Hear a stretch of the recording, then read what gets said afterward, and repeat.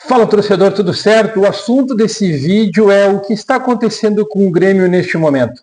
A derrota para o Fluminense influencia as decisões que a direção está tomando? A direção não fala. E, claro, o treinador mandou um recado na coletiva após a derrota para o Fluminense. As contratações que ainda não chegaram, as que chegaram vão estrear quando? O valor que o Grêmio gastou em contratações. Treinador vai mudar se a gente demitir Mano Menezes? Se o Grêmio demitir o Mano Menezes, vai mudar a perspectiva para o restante de 2025? Deixa eu te contar todos esses detalhes em um vídeo talvez um pouco longo. Então eu peço para vocês dar aquele like, se inscrever no canal, ative as notificações. Vem fazer parte junto comigo, porque eu estou voltando aqui no canal, trazendo um conteúdo um pouco mais a fundo do que o Grêmio vive, passa e, claro, o que a gente tem que passar para o torcedor que não está conseguindo entender tudo o que acontece no Grêmio Futebol Porto-Alegrense de 2025. E se você tem aí uma ideia do que realmente está acontecendo, aproveita, comenta aqui e dá esse like, porque a gente vai debater muito a respeito do que vai acontecer nesse 2025. É só analisar o que vem acontecendo com o Grêmio em 24 e 25 e vocês vão entender exatamente tudo isso. Olha só, o que acontece com o Grêmio? O Grêmio é um primeiro assunto, né? O Grêmio foi para o Rio de Janeiro com uma ideia de que poderia arrancar pontos do Fluminense e jogou o Super Mundial. Tem torcedores aí que acabaram dizendo que o Grêmio já com o Renato vai vencer o Fluminense, porque o Renato sempre facilita tudo para o Grêmio.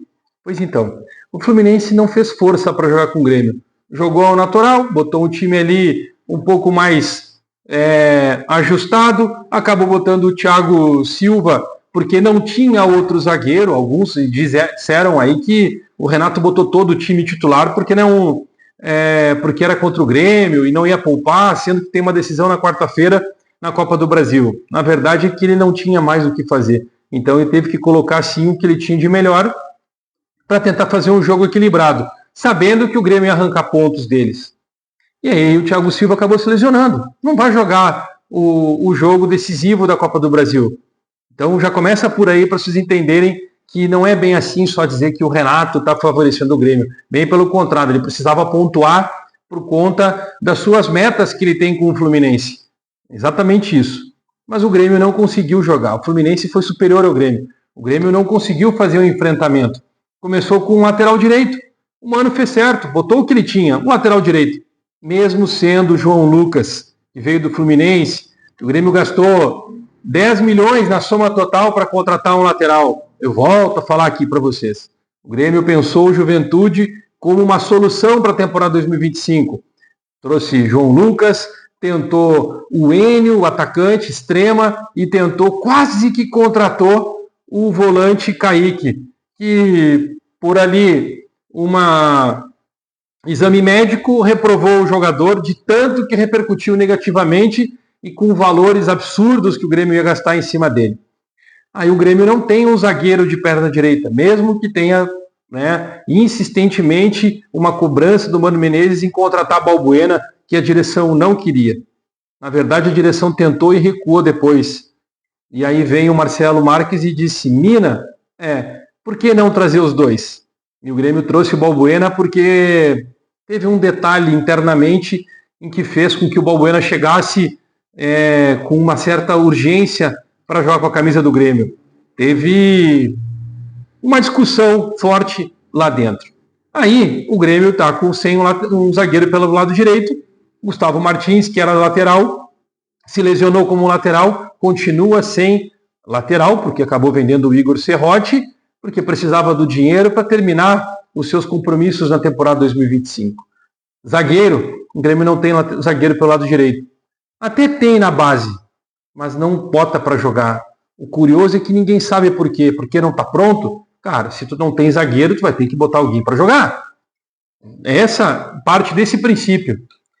E aí o Grêmio joga com 2 zagueiros de perna esquerda, que nunca na história do futebol mundial aconteceu. E sabe que os jogadores acabam tendo certa dificuldade. É diferente de jogar um ter um zagueiro de perna direita que atua do lado esquerdo, um zagueiro de perna esquerda atuando pelo lado direito. Eu falo aqui e digo por propriedade. O lateral esquerdo que o Grêmio jogou foi o Lucas Esteves, porque o Marlon estava suspenso. Para quem não sabe, ele estava suspenso. Lucas Esteves, o Grêmio contratou, gastou dinheiro, fez um esforço, e aí a gente vai para a coletiva de apresentação de jogadores como Lucas Esteves, Camilo, Thiago Volpe, e a direção, e tem outros, tá? Eu participei de várias outras coletivas, e a direção fala que o jogador fez esforço para vir para o Grêmio, para vestir a camisa do Grêmio, por isso que chegou aqui, e o Grêmio busca jogadores inteligentes, com vontade de vencer, com raça, e que vai dar resultado, que a gente sabe que vão dar resultado nessa montagem de elenco.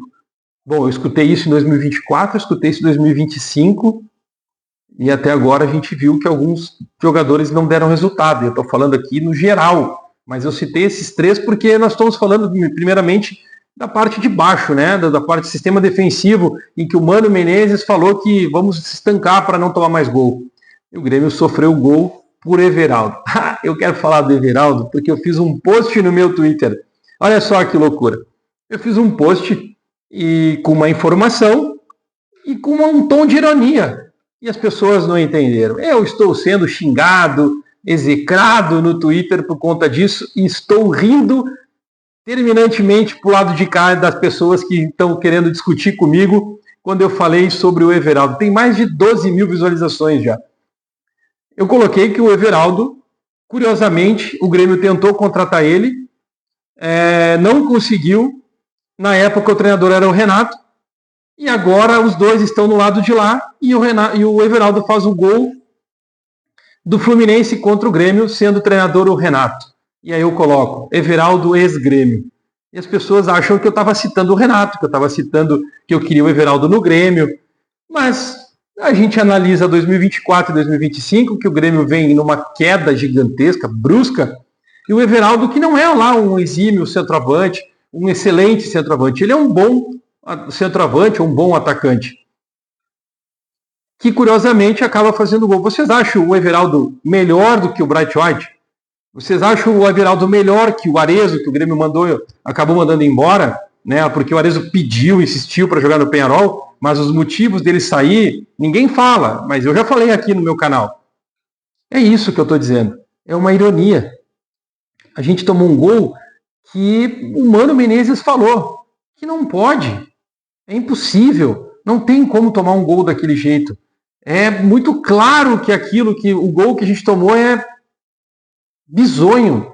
Pode escrever qualquer outro termo, pode falar qualquer outra situação, qualquer outra coisa. Mas aquele gol não pode tomar. O Grêmio não pode tomar um gol daquele jeito. O Grêmio tem facilidade de tomar gols. Bola aérea na área do Grêmio, os caras ganham todas. Olha, é quase que juvenil o gol que o Grêmio tomou. Mas, enfim, do Everaldo. É isso que eu estou dizendo. Ironicamente é isso. E aí, o Grêmio toma o gol, perde o jogo, tenta ir para o ataque. O Bright White tenta fazer o que pode. Ele acaba, consequentemente, ele acaba ainda tendo algumas melhores oportunidades do Grêmio. Acaba surgindo no pé dele, mesmo sem resultado, mas foram do pé dele, porque ele está jogando como meia, né, um falso 9, para poder dar velocidade no ataque pelos lados, né, com o Alisson, com o Pavon. Aí o Grêmio botou o Aravena, o Mano botou o Aravena, que até no início da sua trajetória no Grêmio ele começou bem, mas acabou caindo, assim como o Miguel Monsalve, assim como o próprio Arezzo, que são jogadores novos que iriam oscilar, mas vieram para ser uma solução no meio de 2024. E não funcionou. E continua não funcionando, porque eles ainda estão em formação. E aí, quando falo em formação, eu gosto de dizer de novo que o Grêmio tinha os mesmos jogadores com as mesmas características no Sub-20 em 2024. E que o Grêmio acabou mandando embora. Tem um vídeo meu por aqui circulando no canal, que eu quero que vocês assistam, sobre os jogadores que foram embora do Sub-20 do Grêmio. E aí vocês vão dizer assim, mas nenhum era craque, nenhum era supra-sumo, nenhum é o cara que ia fazer diferença. Pois então, vocês acham que o Aravena, o Monsalve e o Arezzo fizeram diferença no Grêmio? O Grêmio gastou milhões com eles, por que não investiu na base então? Sendo que a base é o fruto que faz dar grana para o Grêmio. O Grêmio vendeu o Kaique sem jogar pelo profissional por 4 milhões e meio de dólares. Vendeu o Igor Serrote por 5 milhões e meio de dólares. E aí vocês acham que não é para jogar os jogadores da base, que são tudo ruim. Por que não bota para jogar então, para tentar pelo menos fazer uma grana? É nesse sentido que eu estou falando. A maior joia que os clubes têm são os jogadores das categorias de base. Eles fazem tu ter um faturamento muito maior.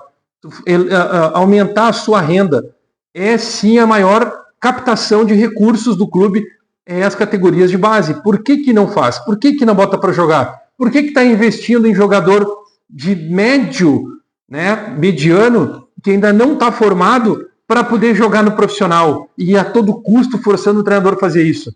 É o caso do Arezzo, que pediu para ir embora porque não ia jogar. E não que ele não esteja pronto, ele foi para a Europa e o Grêmio trouxe de volta. Eu gosto do Arezzo e acho o Arezzo muito melhor do que o Everaldo, que fez o gol no Grêmio. Mas ele não conseguiu render, por quê? Por falta de oportunidade. Quando ele jogou, curiosamente, ele fez gol. Se eu não me engano, ele teve 9 jogos, 6 gols, algo nesse sentido. Jogando assim, 20, 30, 40 minutos por jogo. Não chegou a fazer uma partida por completo. Mas o Grêmio mandou o Arezzo embora porque não ia jogar. Alguma coisa tem acontecendo. É por isso que eu coloco o que acontece no Grêmio. O que aconteceu no Grêmio? É esse sentido que a gente precisa entender. E aí o Grêmio perde para o Fluminense e a direção não fala. Não repercutiu. Deixou nem os jogadores. Se eu não me engano, foi o Lucas Esteves. Curiosamente falou, eu acho que ele não entendeu que não era para falar. O Bright White, porque era um dos líderes, foi para falar. E nem o capitão do Grêmio falou. Os dirigentes não falaram. Por que não falaram? O que o Grêmio pensa a partir de agora? Vai se reapresentar na terça-feira. Tem algo estranho acontecendo. A gente precisa averiguar, precisa levantar, precisa entender o que está acontecendo internamente. Mas a gente vê que os jogadores não estão entendendo o que o treinador está pedindo. E eu não estou falando só do Mano, posso falar do Quinteiros e do próprio Renato antes, no final da temporada passada. É uma questão cognitiva. Não tem outra explicação. Tu olha os jogos das outras equipes, os jogadores fazem o que é o básico. Saída de bola pela lateral, quando não é o goleiro dando chutão. Toca a bola no volante, o volante joga no meio, o meia joga no lateral, a bola devolve pro meio, o meio espeta a bola no final, na linha de fundo pro lateral cruzar ou o atacante cruzar para dentro da área. Normalmente é um perigo de gol criado nessa forma. O Grêmio não consegue. O Grêmio fica girando a bola para um lado para o outro, tentando ver se, empurrando o time para dentro da área, consegue botar uma bola dentro da área. E aí, quando tu coloca a bola na área, tem 20 jogadores lá dentro, 15 jogadores, 20 jogadores lá dentro. Se tu faz um trabalho em velocidade pelos lados, a gente aprende isso na base, tu consegue chegar dentro da área com menos jogadores. O adversário está com menos jogadores. E tu tem mais chance de fazer gol. Bom, isso a gente consegue perceber que falta o entendimento para os jogadores do Grêmio. E aí teve umas pessoas que disseram assim para mim: o Mirassol é melhor que o Grêmio? Eu disse, é melhor que o Grêmio. O Mirassol está em 5º lugar no Campeonato Brasileiro. O Grêmio está em 14º. Ah, então tu quer dizer que o Reinaldo é melhor do que o Marlon? Eu não estou falando isso. Estou falando que o Mirassol, neste momento, é melhor que o Grêmio. Isso é um problema cognitivo para algumas pessoas. Eles não conseguem entender. Eles já começam a espetar e querer te colocar uma situação em que o Reinaldo é melhor que o Marlon. Eu nem consigo avaliar quem é melhor que quem. O Reinaldo está com 36 anos. No Mirassol ele é líder de assistência, faz gol. O Marlon no Grêmio consegue fazer?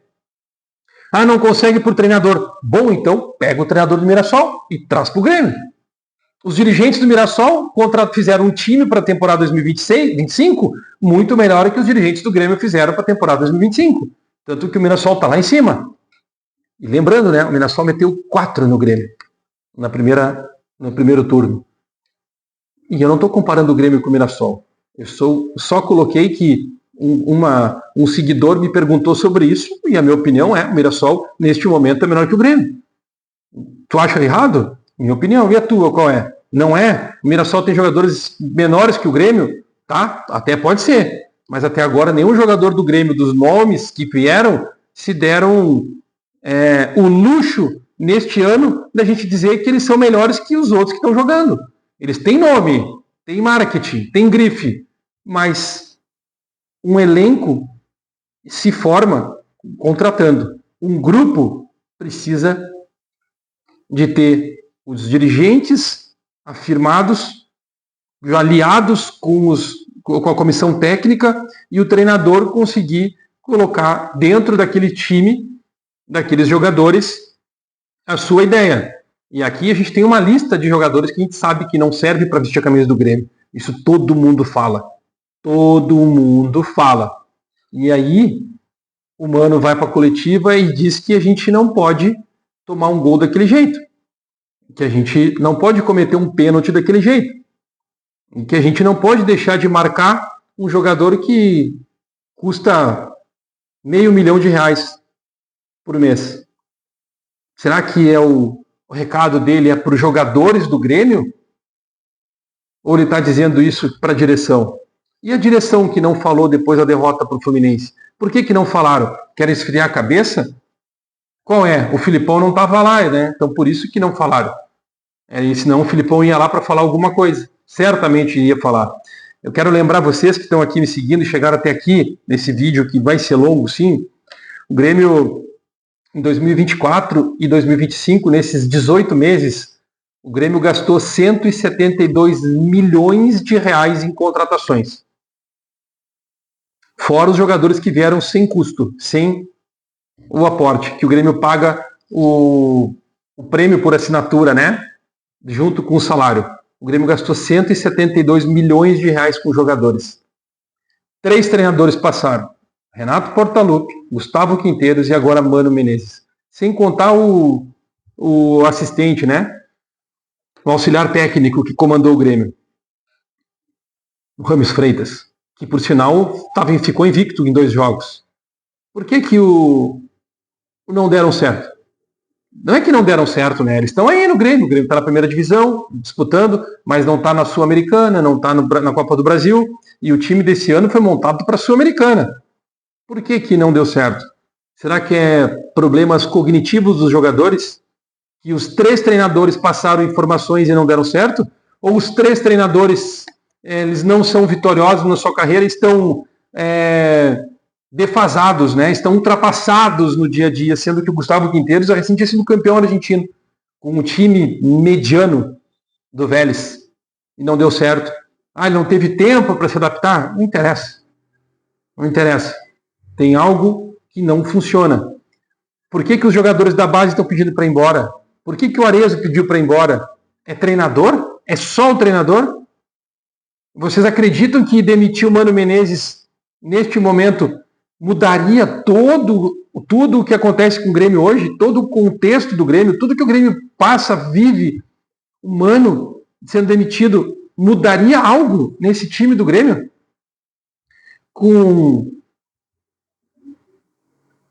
Sem lateral, desde que o Mano chegou, o Grêmio não tem lateral direito, né? Porque os outros estavam lesionados. O Grêmio não tem zagueiro pelo lado direito. O Grêmio não tem primeiro volante. Não tem. Jogando com o Vila Sante, Dodi, aí chegou o Alex, que caiu de paraquedas e não consegue jogar. Aí tu contratou Lucas Esteves, fez um esforço para trazer o Lucas Esteves, fez um esforço para trazer o Lua Cândido, que jogou 45 minutos até agora, e a gente sabe o que acontece com o jogador. E aí tem alguns jogadores dentro do elenco do Grêmio que atrapalham o grupo. Mas o Grêmio não tem capacidade para mudar isso. Devolve o jogador, cara. Devolve, tira do grupo. Não é só ele, pode tirar qualquer outro. Tem tantos outros que não estão dando resultado. Tira, arruma um empréstimo para os caras e segue pagando o salário, mas tira do grupo. Olha só, está na hora de rever alguns acordos com alguns empresários. Tem empresário, o Grêmio tem jogadores, excelentes jogadores no sub-20 e que não jogam no profissional porque o Grêmio tem problema com o empresário. É isso. Tem algumas dificuldades. Tem tanta coisa errada no clube que as pessoas não sabem, mas vocês sabem que o Lucas Leiva tirou o seu filho do Grêmio e levou para o Zequinha, para São José? Eu já falei aqui outra vez. E o Marcelo Oliveira, que tirou o jogador dele, o filho dele, que é jogador, que joga no Grêmio, que estava no Sub-16, levou para o Inter. Ele tem 15 anos, o filho do Marcelo Oliveira. Mas era no Sub-16 do Grêmio e levou para o Inter. Ah, o Marcelo não é gremista. Não, cara, tem coisa que não vai acontecer. Então eles tiraram agora, vão esperar as coisas mudarem, se encaixarem, para depois, quem sabe, trazer de volta. Quem sabe? Se próxima direção aceitar. É humano o problema? Eu consegui explicar aqui para vocês? Consegui trazer para vocês? Será que realmente é humano o problema? E comenta aqui. Se chegou até aqui, dá essa moral. E se não chegou aqui pela primeira vez e não é inscrito, se inscreve. Para dar essa moral para nós. Daqui a pouco a gente volta com mais.